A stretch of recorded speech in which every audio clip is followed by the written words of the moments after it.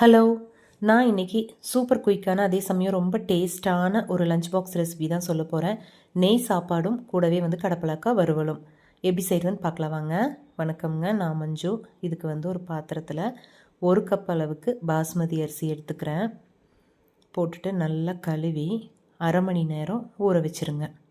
இப்போ வேறொரு பேன் எடுத்து அதில் 1.5 ஸ்பூன் அளவுக்கு நெய் போட்டுக்கலாம். நெய் கொஞ்சம் தாராளமாக இருந்தால் தான் நெய் சாப்பாடு வாசனையாக இருக்கும்.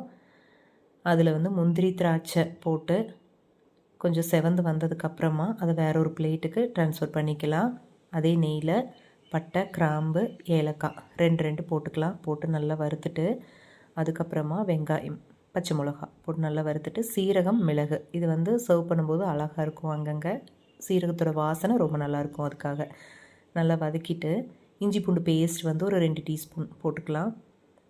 அப்புறம் பாஸ்மதி அரிசி நல்லா ஊற வச்சுருந்ததையும் போட்டு நல்லா வறுத்துருங்க. 1 கப் அரிசிக்கு 1.25 கப்பு தண்ணி வேணும். இது நல்ல பழைய அரிசிங்கிறதுனால 1.25 கப் வைக்கிறேன்.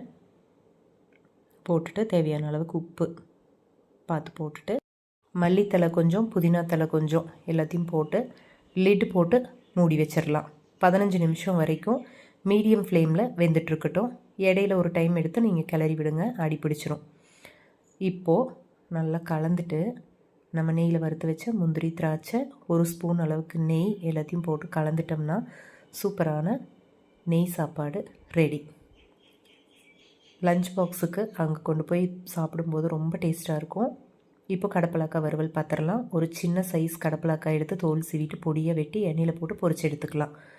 நல்லா பொரிச்சு எடுத்ததுக்கப்புறமா அதை வேறொரு வானிலைக்கு மாற்றி ஸ்டவ் ஆன் பண்ணிக்கோங்க. சிம்மில் இருக்கட்டும்.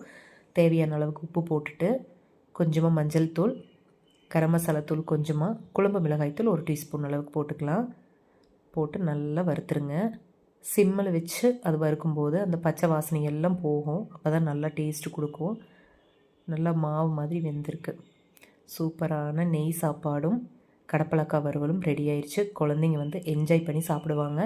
நம்மளுமே எல்லா நேரமும் சாம்பார் ரசம்னு போகிறதுக்கு ஒரு நாள் லஞ்சுக்கு இந்த மாதிரி ஜம்முன்னு செஞ்சு சாப்பிட்லாம். எப்படி இருக்குன்னு பார்க்கலாம். ஒரு முந்திரி பருப்பு கூட வச்சு சாப்பிடும்போது சூப்பராக இருக்கே.